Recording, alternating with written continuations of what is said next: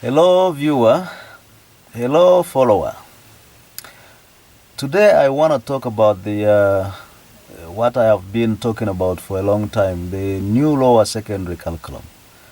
And this is in regard to the one which I had issues with, which wanted to combine subjects into learning areas. Successfully, that one I made it get out of the way, because it wasn't gonna make any sense to to the either to the students or even to the teachers, because the way it was being arranged was differentializing the learner. You learn things katogo, and no one knows whether this was physics or this was chemistry or this was biology. It's just science learning area, which I refused. So that one was put aside. But just because people didn't want to accept my concerns, the NCDC went ahead and now made this curriculum and called it competence-based. I did education, and I was passionate about whether comparative education, history of education, psychology, social psychology, educational psychology, then history of education, I've already said, the economics of education, to mention but a few. And then I did curriculum studies, and being taught how to do evaluation, summative, formative, which is the process all along, and then summative, crown it up, like you have term 1, term 2, then term 3, and then you are supposed to be able to be promoted. But also formative would be the end of, the mid-term and other tests, including homework. So here are my concerns, and today I want to make sure that my voice is heard. I will dwell so much on the science part, which I'm well versed with. I'm not overqualified to claim that I know everything, but at least I got an opportunity of studying in a village at my lower level, primary, secondary. I spent my 6 years in one school up country, got an opportunity to come to Kampala, studied for 3 years, then taught in Kampala schools, got an opportunity to go abroad and studied with the children, the Bazungu children, if I can use that, and then came back. And now I'm teaching at the Premier University, meeting kids from all sorts of backgrounds, and also teaching with colleagues from all sorts of backgrounds. Those who came from the village and are hustling ended up teaching at the university, and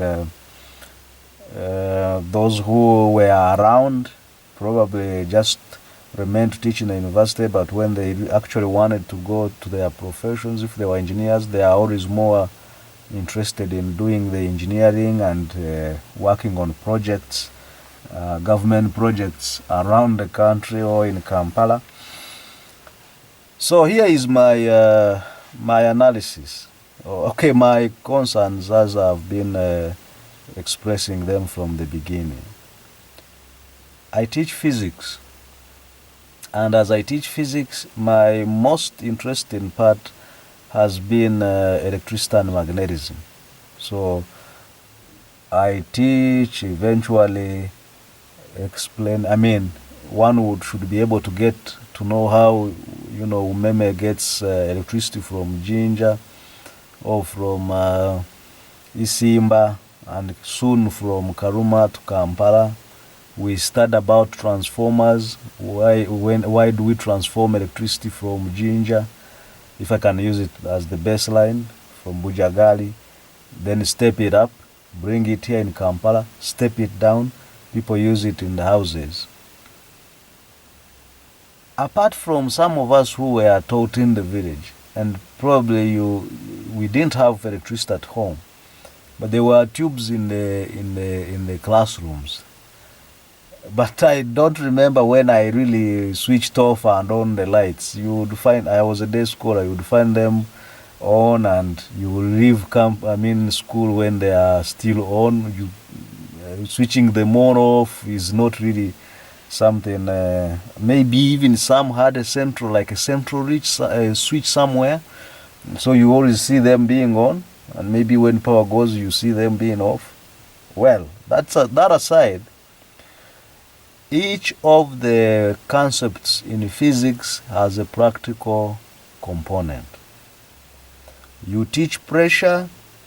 This pressure, you should be able at least to get a pump and pump some, if it is pressure about the putting air in something and then it occupies space. If it is about pressure in relation to area, that the smaller the area, the higher the pressure, the bigger the area, the less the pressure, even if the force is the same. An example is when you are pushing a pin in a piece of cardboard, and when you are pushing the blunt side of the nail. If you were told to put the nail in wood using the other side, the top, you can't. Whereas when you put the tip and you just knock a bit with the hammer, everything goes. We study about levers, fulcrum, you have the effort, you have the load, wheelbarrow, hammer, scissors, tongue, everything that we use in almost daily life. I think physics should be called natural dynamics or something like that. So, what is the challenge? The challenge is that you are taught about a dry cell, you draw it, you put all the components, but you don't have a dry cell to chop, at least even a dead one, to chop and dissect and show kids that this is the carbon, this is the positive, this is the negative, these are the chemicals which are producing the electricity. We learn about generators. School can't even hire a generator and come and at least start it and make it roll and then get power out. We learn about rectifiers, which are in our phone adapters. Not a single phone adapter or phone charger, phone charge adapter. Not a single day can a teacher even feel like he can open that and show you, because he cannot kill his own charger, and the school is not bothered about buying these chargers, even if they are dead. We crammed the transformer.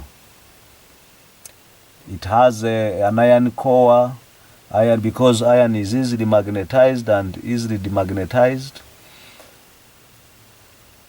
We never saw any transformer, even a dead one, to know that the iron core still is made up of laminates.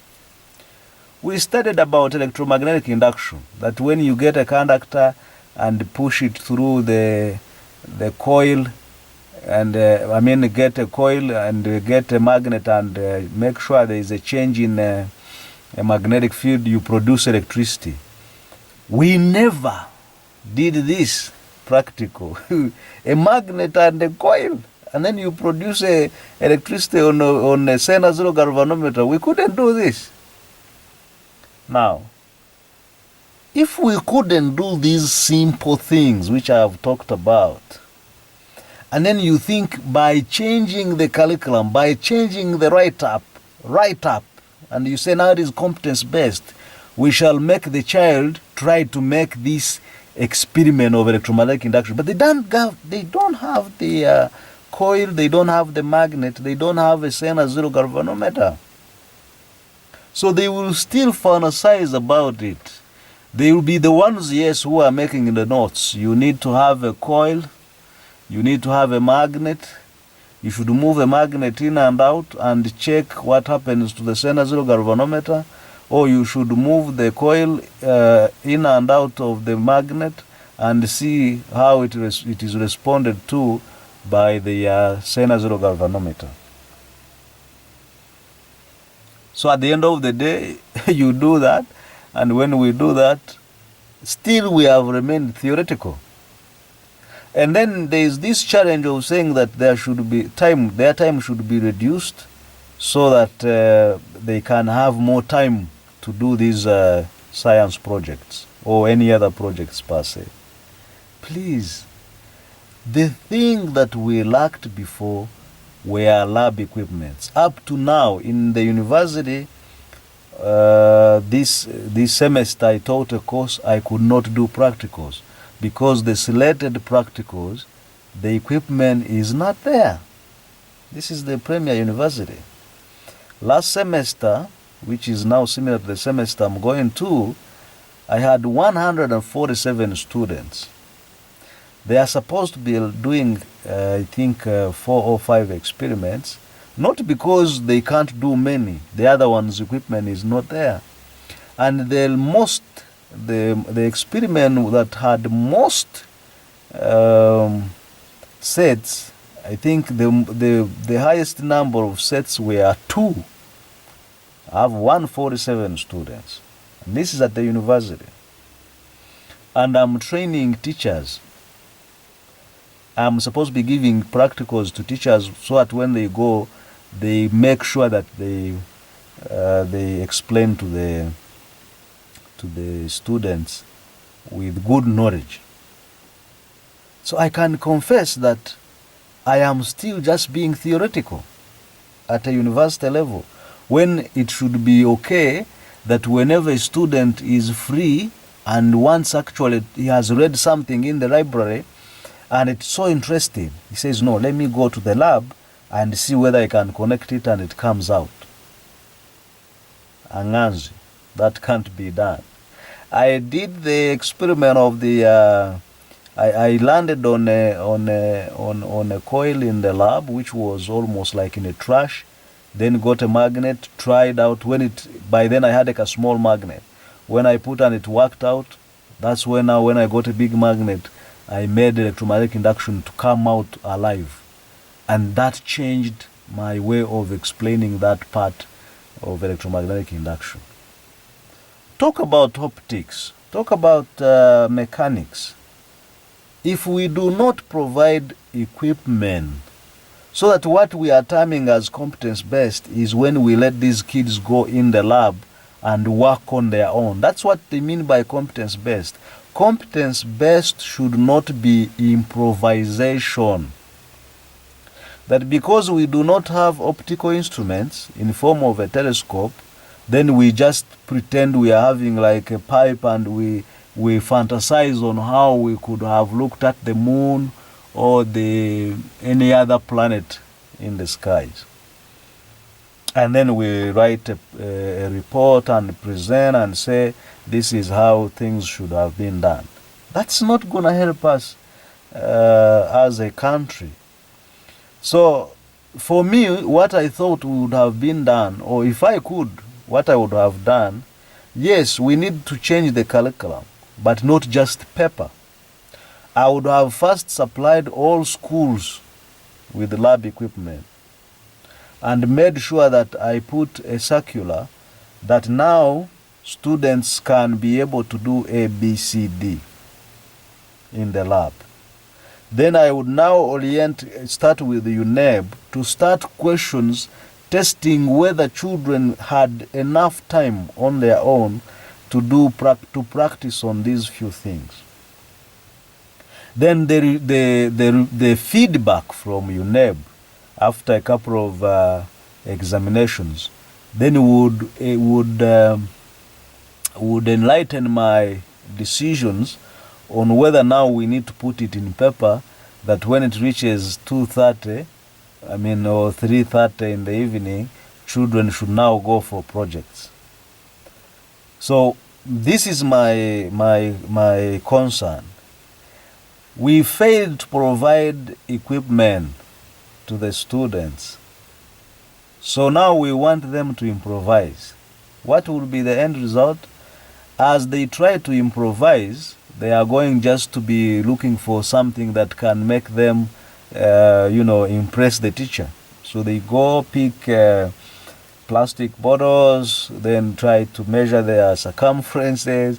Then they convince the teacher that we have cleaned the environment, and we have also now used them to do mathematics practically by measuring the volume of the of the bottle and the like.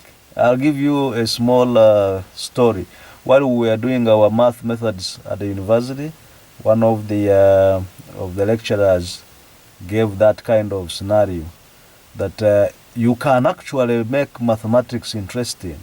You make children pick the trash, the bottles around, and then you make them measure the circumference, then calculate the diameter as well as the area, the volume, then up the height, and then they would have killed two birds with one stone, cleaned the environment. So I asked the instructor later on when she said we can go for feedback if we wanted to tell her anything. So I asked her, if I was teaching in a school like Vienna College or Kaboja or any other international school where kids are not even allowed to touch trash because there are people who are already supposed to be, and even this trash is not there, or even if it was there, how do I take people's children in trash, and when they get an infection, how do I explain how they got an infection? Because of the life they have been used to. So please, we are just going to make our children being trained for our environment, which is not helpful at all. All I want to see is, even if you taught me the theory alone, and you perfected the theory, and I'm lacking the practical bit, and I can recall, even if it is cramming, I can assure you when I really go and find that practical somewhere, whether here or abroad, I'll be able to excel. Have you ever wondered why our doctors are excelling in other countries or wherever they go? There is no magic. It's not about that the medical school teaches them so much. Medicine is one of the gifted, of blessed, one of the blessed professions that practicals mostly are using an apparatus which is universal.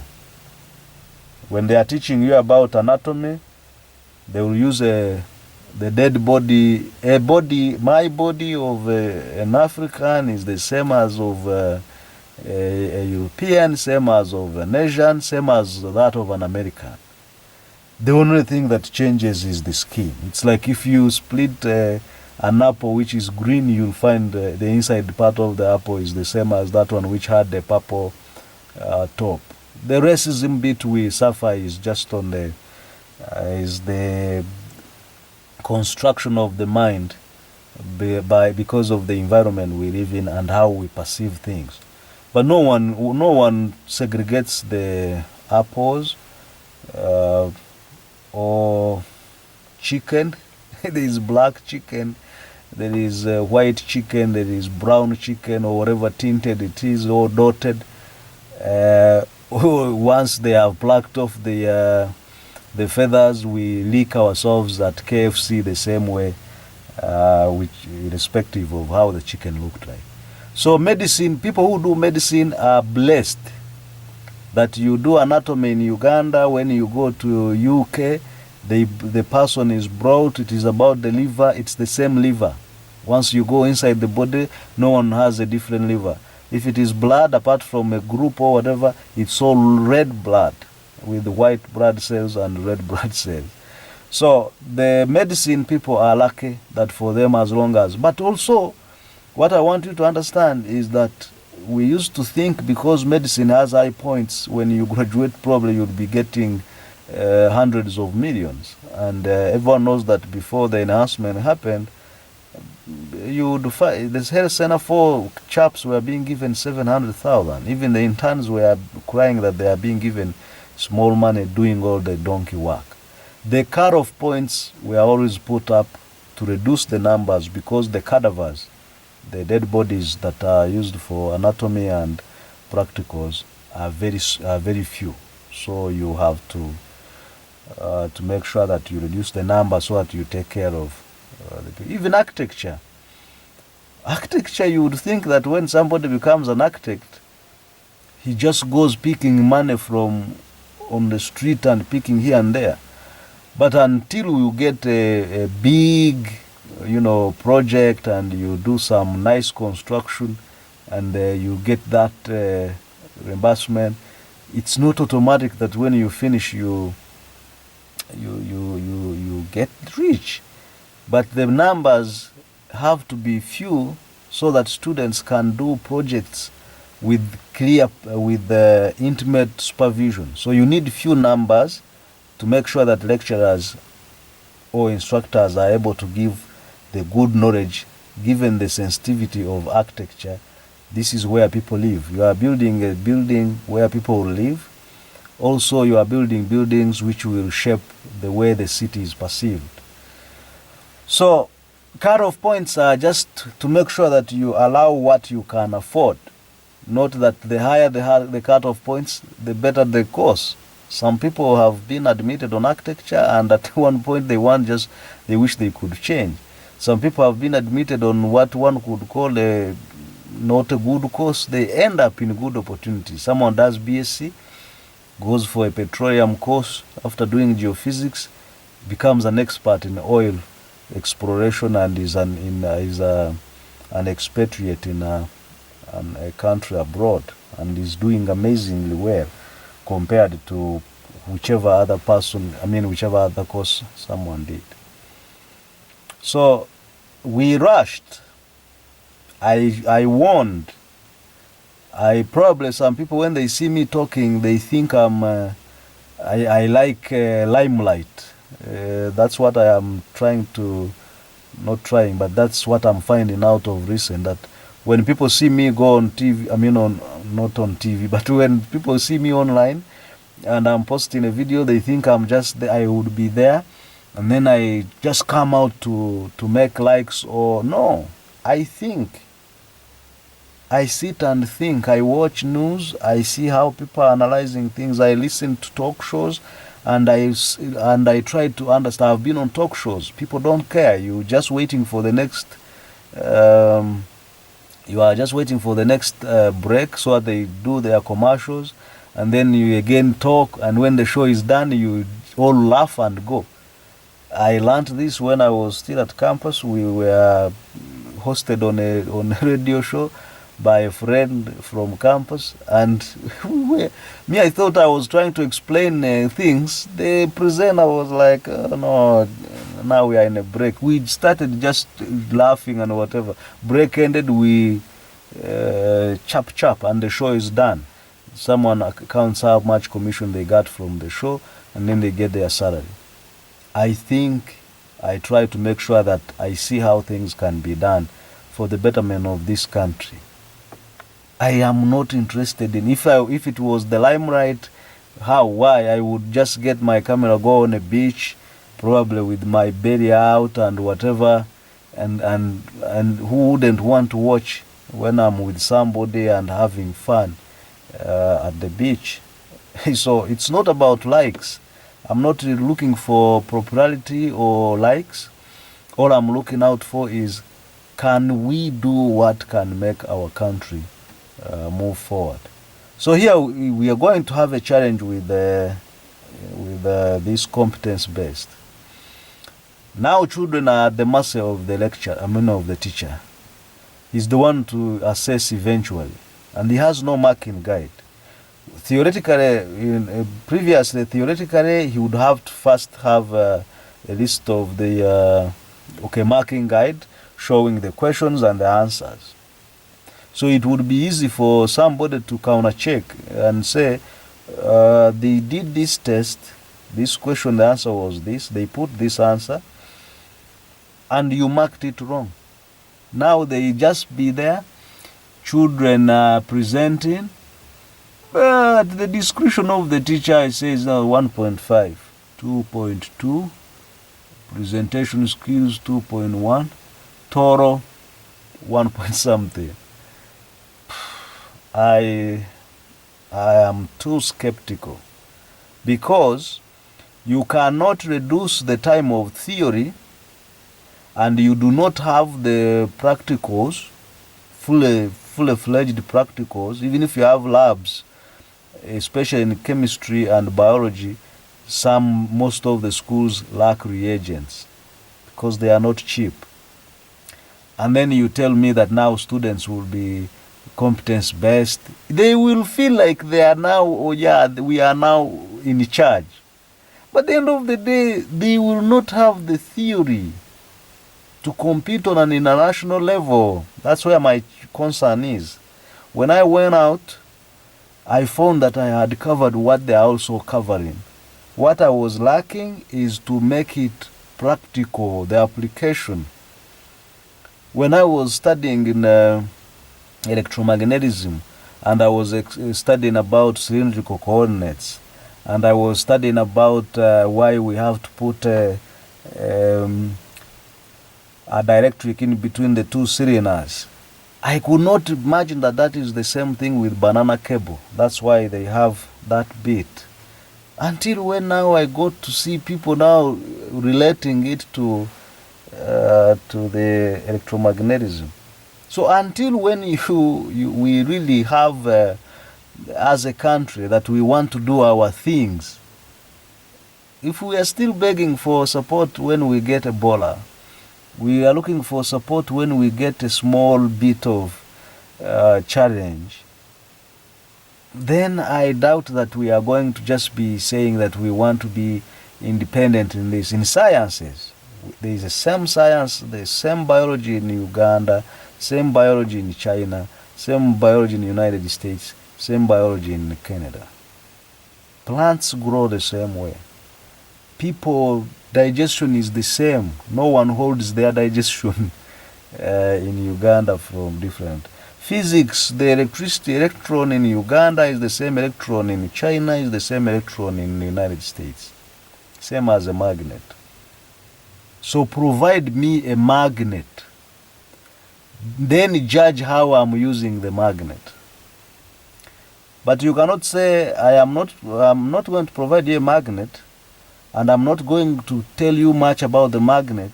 I'm going to allow you to find out about the magnet, which is not there.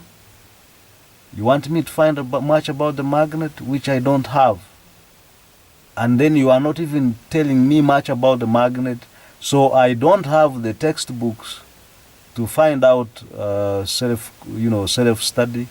And there is no magnet for me to try to do the stroking so that I can get the magnetization process. So those are my challenges. Those are my concerns about the challenges that we are going to meet with the new curriculum. I would have opted to first make sure that we equip schools. And then this other vocational, I would make sure that the vocational schools can produce these materials for these other schools. So I start with the vocational. We now start duplicating the things that we need in these schools. We now make sure that all schools have equipment, which was fabricated by the vocational students. So now the students, these students who are in secondary school, see that this came from this school, this vocational school. This came from Bushenyi TC. This came from Chwamba. This came from Kaliro. And then they start saying, okay, when I go into vocational, I can produce simple ammeters. I can produce the pendulum bulbs, because these are the people who are making them. That's how we would move towards revolutionizing our education. But then now you are saying you want even to teach vocational in normal school process. And then you don't have the labs.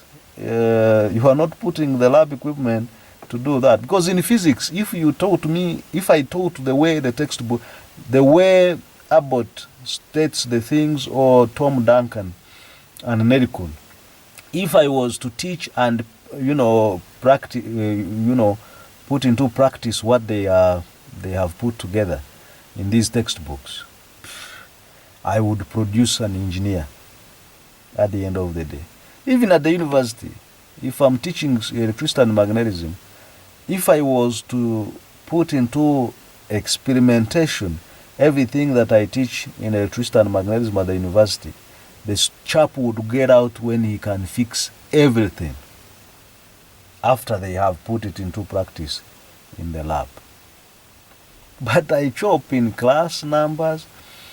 When we go to the lab, some are just spectators of what is going on. And they are all just waiting to just get results, plot a graph and expect me to look at the graph and judge them by the graph they have drawn. Even when sometimes maybe I didn't have much time to see what they have been working on. So I still insist we rushed, and it is going to be painful to go backwards. I am not a prophet of doom. It will be very painful to walk backwards, to again go back to the old style. Why? Because we are now depending on private schools, which will have to build these labs, employ lab technicians, buy equipment, always replenish the reagents, and that will be very tough.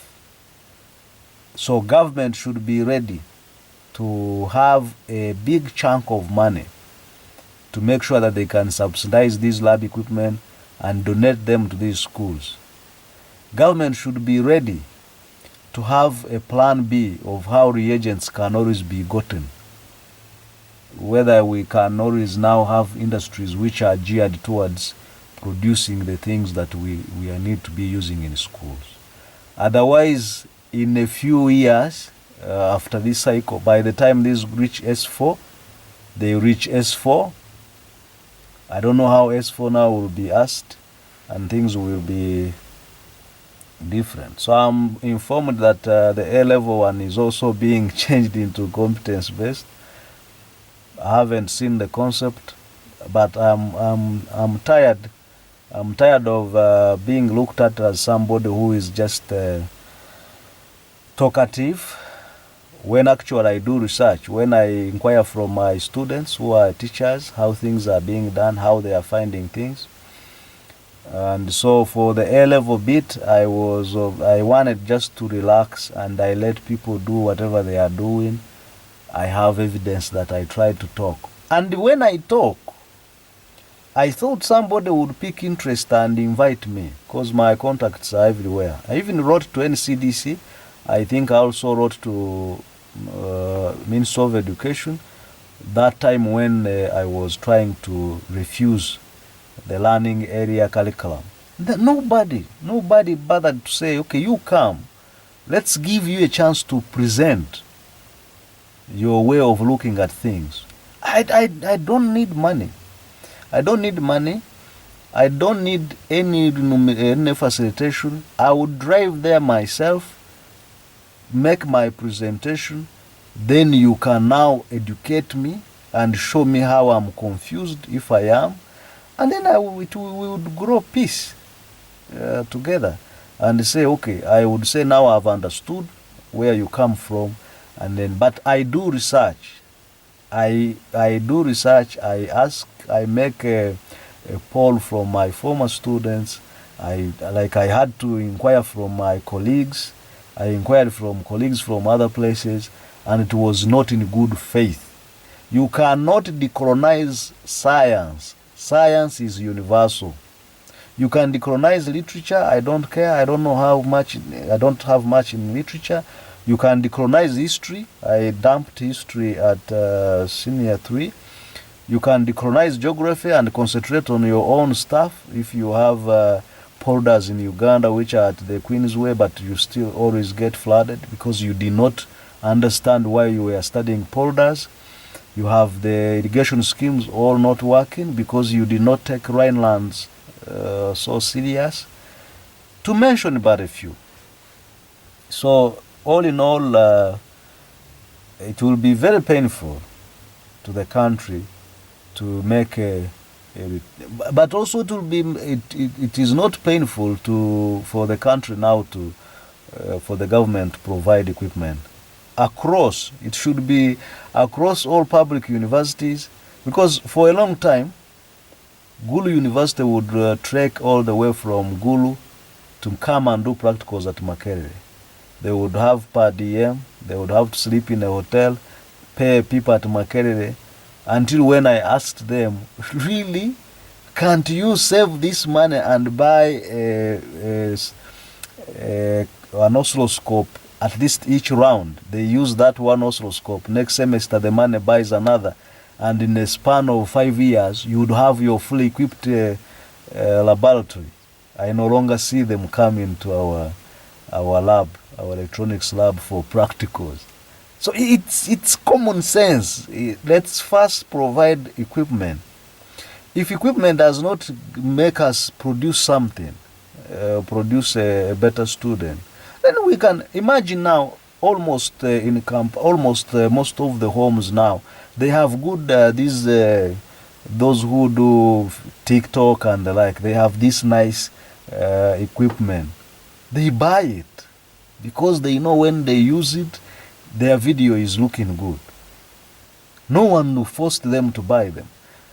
Even parents would, if there were pendulums everywhere in a supermarket and the like, many parents would want to buy these and even have a home lab for their children. So the idea is, can we have these things available? Can we make them a common thing to have? So I insist. The curriculum was rushed. Some of us who were not comfortable with it, were not consulted. You can always think that you are in a big office, you can do whatever you want, but when what they call a boomerang, when it bounces back, you now regret why you couldn't. And most likely the person who was giving you free advice has moved on. He's no longer interested in having a hustle with that he's trying to advise. So I am hoping for the best. I have interest in somebody who is now in S1, now who has gone to S2, who has gone through the curriculum. I have tried to interview the chap and see what is good. What they think is that now they have freedom, just they can be in groups, present. You can learn presentation skills anytime. That's why there is church for singing. That's why there is church for and many other things. That's why there are always science clubs. That's why there is boys brigade, girls brigade, and scout girl guides and boy scouts. So, in a nutshell, my concern or my interest is in seeing a Ugandan child reaching China and he is competent in touching stuff and fixing it. My experience is when I was when I crammed, if I can use that word, when I crammed how you find the deviation angle of a prism, and then it talked about the experiment using a prism, put it on a turntable, turn the collimator and the telescope until when they are aligned, then use monochromatic light.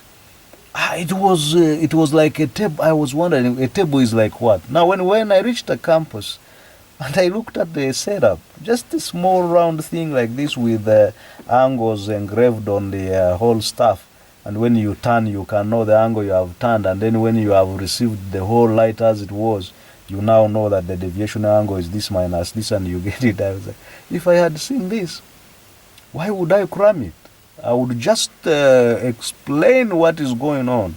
Same applies to the oscilloscope. Oh, oscilloscope was like that thing, because we didn't have TV that at least you can peep through the cover to see the CRT, the cathode ray tube.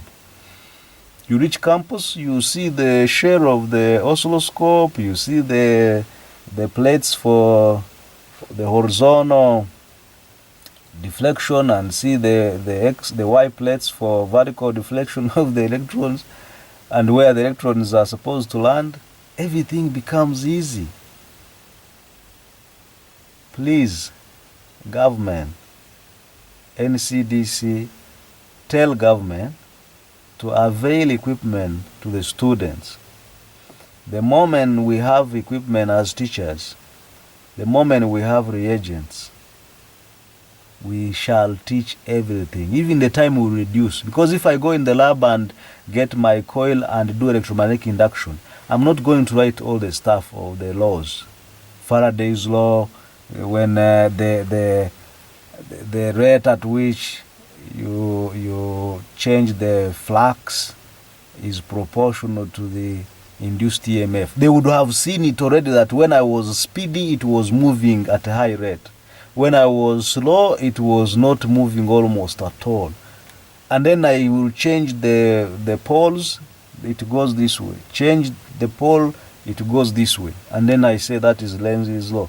They will go in the notes and make their own notes. I will not need to again start dictating notes for theory. I could talk about the lower secondary curriculum forever, but I have to stop somewhere. If there are people who have concerns or who have questions, they can put them in the comments. I can read through and then I respond to them. But I still feel like I don't want to impose myself to the National Curriculum Development Center or to Ministry of Education. If anyone feels like I am just a person who is seeking